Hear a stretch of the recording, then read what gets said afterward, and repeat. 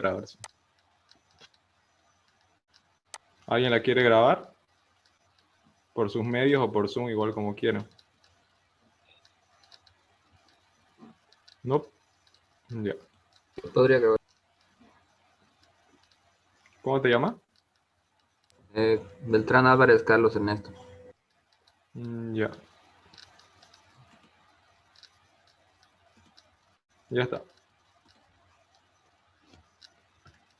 Ya, el tema, como les digo, va a ser de ejes y rodamientos, digamos, porque vienen juntos. Hoy solo vamos a avanzar lo que es ejes, ya rodamiento lo vamos a avanzar la próxima clase porque quiero hacer 2 ejercicios de ejes, aunque sea que no es el tiempo para 2. Y rodamientos es simple, bueno, no es nada complicado y lo vamos a dejar para otro ejercicio de eje completo, pero de la próxima clase. Ya. Entonces vamos a empezar.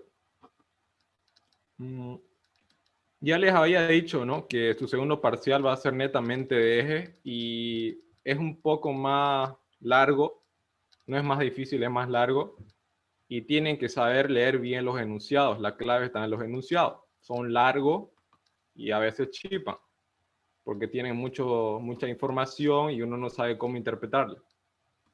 Entonces les recomiendo para este examen estudien con tiempo porque si no se la saben hacer rápida, el ejercicio no les va a dar tiempo, no les va a dar, es largo el examen, peor que es virtual y uno tiene que todavía darse el tiempo de hacerlo PDF y enviar. Ya. Repasen, porque esto no solo es reemplazar datos en fórmulas, no, esto ya es analizar, hasta dibujar y hacer diagramas de fuerza y de momento. Entonces ahí es donde está la cosa, donde hay que repasar demasiado. Pero lo bueno es que es mecánico, más que todo es mecánico y se siguen más o menos los mismos pasos en todos los ejercicios. Algunas cosas varían nomás. Así que una vez vamos a empezar a hacer ejercicio. Vamos a empezar a hacer modelo directamente. Miren, es un modelo de un semestre, no sé qué semestre será. A ver. Ya. Antes de empezar el ejercicio, igual quiero que vean más o menos, que se familiaricen cómo se ven los ejes. Así, digamos. Generalmente, si se fijan bien acá, hay 3 ejes y lo que hacen es impulsar una máquina. Entonces, el ingeniero no te va a hacer diseñar los 3 ejes. Un eje nomás te va a pedir que diseñes. Él mismo te lo va a enunciar. El eje tiene punto A, punto B, punto C y punto D. En cada uno de esos puntos, si vamos a diseñar este eje que está junto al motor, fíjense, hay punto A donde hay un elemento, hay punto B donde hay otro elemento.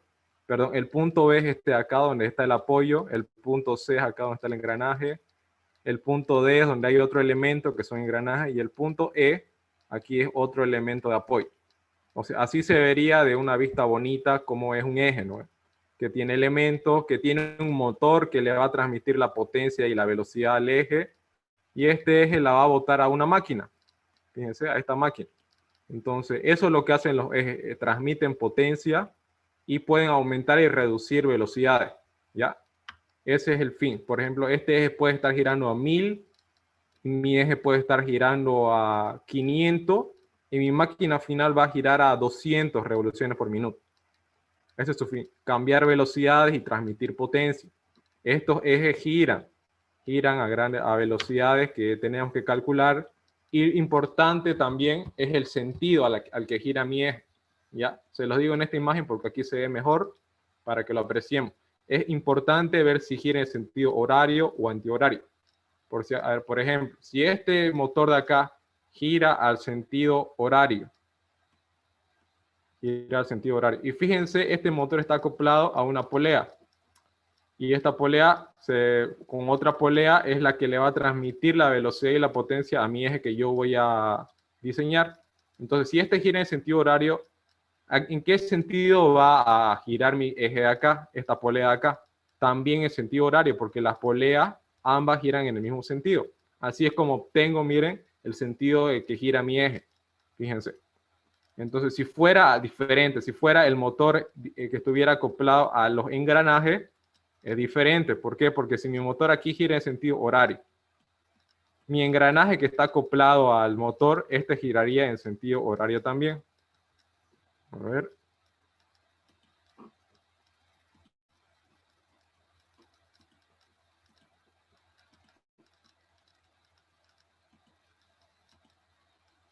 Ya.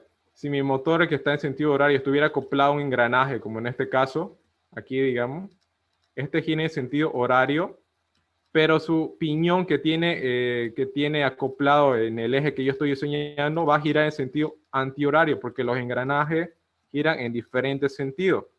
Entonces, el sentido de mi eje sería antihorario. Tienen que tomar bien en cuenta esto porque los sentidos de lo que gira el motor o que gira mi eje son importantes a la hora de diseñar. ¿Ya?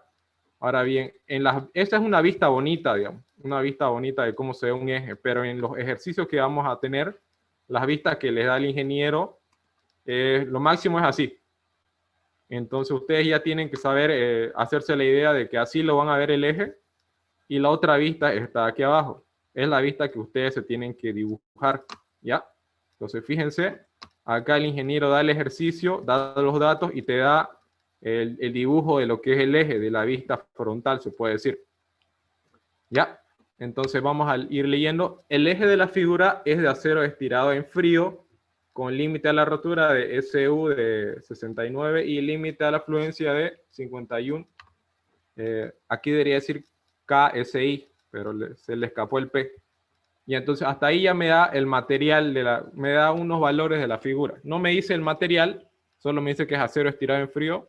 No me dice qué tipo de acero es, pero ya me está dando como que el indicio del material. ¿Ya? ¿Qué más me dice? Y gira a 200 RPM. Entonces ya me da la velocidad del eje. Este eje gira a una velocidad de 200 RPM, pero no me dice su sentido. Su sentido todavía no me lo dice, solo me dice que gira a 200 RPM. La polea acanalada para banda en B montada en la sección A tiene 20 pulgadas de diámetro. ¿Dónde está esa polea? Es esta de acá, de la sección A, clarito lo dice ahí. El eje se divide en A, B, C, D, puede ser hasta E o también hasta F, dependiendo de qué humor está el ingeniero. Hay veces en el que el ingeniero hasta el punto F les da elementos. O sea, mientras más grande, mientras más larga es el eje, más largo es el ejercicio. Así que mejor es que sea hasta A, B, C, D, hasta E, digamos, porque significa que va a haber menos elementos. ¿Ya? Entonces, me dice que en A está una polea en banda en B que tiene 20 pulgadas de diámetro. Ya tengo unos datos de esta polea. ¿Qué más dice? Recibe 10 HP de un motor emplazado en la parte de abajo. Eso lo vamos a ver despuesito. El engranaje de dientes rectos situado en el punto C y de 10 pulgadas de diámetro. Ya. Me dice que en el punto C hay un engranaje de dientes rectos que tiene 10 pulgadas de diámetro. ¿Dónde está el punto C? Está acá. ¿Por qué no me dice nada del punto B? Vamos a leer más después. Me dice, ¿qué más me dice ese engranaje? Los dientes tienen ángulo de presión 20 grados. Es como decir involuta 20, para los que se acuerdan del tema de engranaje. La polea ubicada en el punto D del mismo tipo que el anterior, pero con un diámetro de 6 pulgadas. Como me dice del mismo tipo del anterior, la anterior del punto A era polea en banda B. Entonces el punto D igual es polea en banda B, pero tiene un diámetro de 6 pulgadas. ¿Ya? Y transmite 4 HP, un eje que se haya ubicado en la parte de arriba, transmite 4 HP a un eje que se haya ubicado en la parte de arriba. En las secciones B y E se encuentran los apoyos del eje. Ahí está lo que les digo. No me mencionó nada, no me dijo A, B, C, D, me dijo solamente los datos de los elementos que están en A, en C y en D. Al final me dice que los apoyos están en B y en E. Los apoyos son estos acá. Son donde están mis rodamientos, ¿ya? ¿Qué más me dices? Y se encuentran los apoyos. El material del eje debe ser acero IC 1117, laminado en frío, con una superficie de maquinado en frío.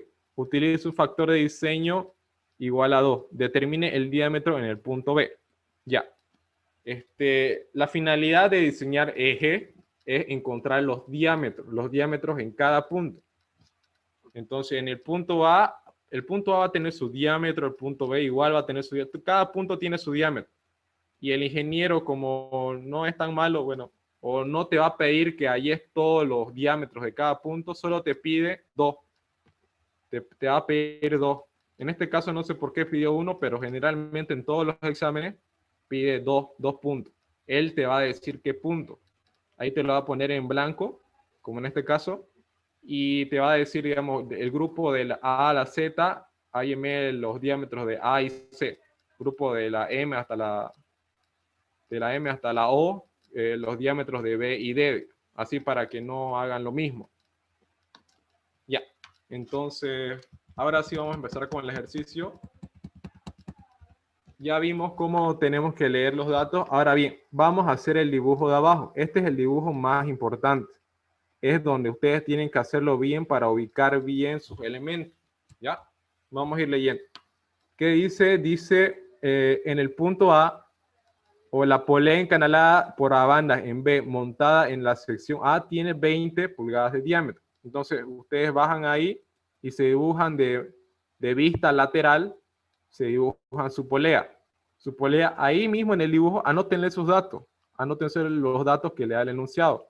Es para que ustedes cuando realicen sus cálculos lo vean más rápido, sus datos, para que no estén leyendo el enunciado, directamente se fijen en su dibujo y ahí están anotados sus datos. Por ejemplo, ahí te dice que tiene diámetro de 20 pulgadas y recibe 10 HP de un motor emplazado en la parte de abajo. Entonces, ¿qué significa? Que esta polea recibe la potencia, su potencia de otra polea que está en la parte de abajo. Te dice de un motor. A ver, lo vamos a tratar de dibujar un poco bonito. Ya. Entonces, esta polea recibe 10 HP de un motor emplazado en la parte de abajo. Entonces, como una polea siempre se acopla a otra polea, hay una polea aquí en la parte de abajo y esta polea está unida a un motor. ¿Cierto? Ahí está el motor. Este motor le da la velocidad a esta polea y esta polea se la da a mi polea que está en mi eje. ¿No? Por eso dice recibe la potencia de la parte de abajo. Significa que el motor está aquí abajo. Es como este dibujo más o menos. Este motor, por medio de su propia polea, le da la potencia a mi eje. Le da la potencia a mi eje gracias a esa polea que tiene ahí. A mí no me interesa esa polea ahí, no me interesa. Lo único que me interesa es mi eje. ¿Ya? Lo que sí me interesa es si está arriba o si está abajo el motor. Porque dependiendo de eso, yo voy a decir hacia dónde está la fuerza de mi... Momento. Dependiendo de si está arriba o abajo mi motor, yo voy a decir que mi fuerza de mi eje, la fuerza de mi polea, está hacia abajo. Por eso le dibujé esa flechita. No es por que se vea bien ni nada. Es porque la fuerza está hacia abajo. ¿Ya? Eso es bien importante. Saber a qué dirección está la fuerza de cada polea. ¿Ya? Entonces, por eso dibujé la flecha hacia abajo, porque de esta polea las fuerzas apuntan hacia abajo. Ahora vamos a seguir leyendo. Ya tengo todo lo necesario para A. Tengo el diámetro, tengo la potencia de entrada. Y fíjense, la potencia de entrada es de 10 HP. Y es bien importante porque significa que estos 10 HP me lo da el motor. Yo no recibo de ningún otro lado la potencia. Toda la potencia que le entra a mi eje son esos 10 HP que entran por esa polea. Es como un grifo. Este motor libera 10 HP y que entran por acá. Y esos 10 HP se distribuyen a los demás elementos porque no tengo otra entrada. No tengo otra entrada de potencia. Solo de ahí entra mi potencia. Por A entra toda la potencia gracias a que ahí está el motor. ¿Ya? Entonces, vamos a seguir leyendo. El engranaje de dientes rectos situado en C, ahí está C, fíjense, aquí está C, lo dibujamos aquí abajito. Me dice que tiene un engranaje de 10 pulgadas de diámetro. ¿Ya? Ahí está, yo coloco 10 pulgadas de diámetro. Transmite CHP al piñón con el que engrana por debajo. Potencia CHP. Entonces, como el engranaje es más grande que el piñón. Entonces, obviamente, cuando lo dibuje acá en mi eje, primero dibujo el engranaje que está en mi eje. Este es el eje, ahí está mi engranaje, y este engranaje se acopla a un piñón por debajo. Entonces, el piñón está abajo. Si me dijera se acopla con un piñón por arriba, significaría que mi piñón está aquí arribita. Eso es igual bien importante. Pero en este caso me dice que está abajo. ¿Ya? ¿Qué más me dice? Transmite 6 HP al piñón que está con el que engrana por debajo. Los dientes tienen un ángulo de presión de 20 grados. No lo anoté eso, pero ustedes lo anotan ahí. Tienen que colocarle involuta 20.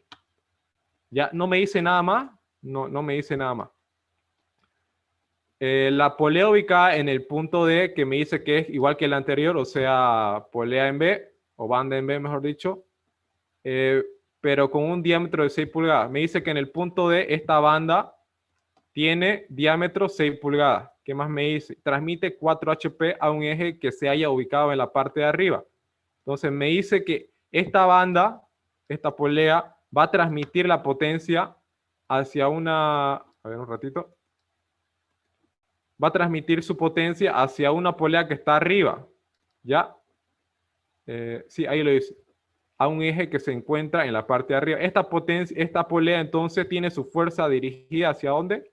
Hacia arriba, porque la transmite hacia arriba. Si me dijera que la transmite hacia abajo, entonces yo colocaría la fuerza para el otro sentido.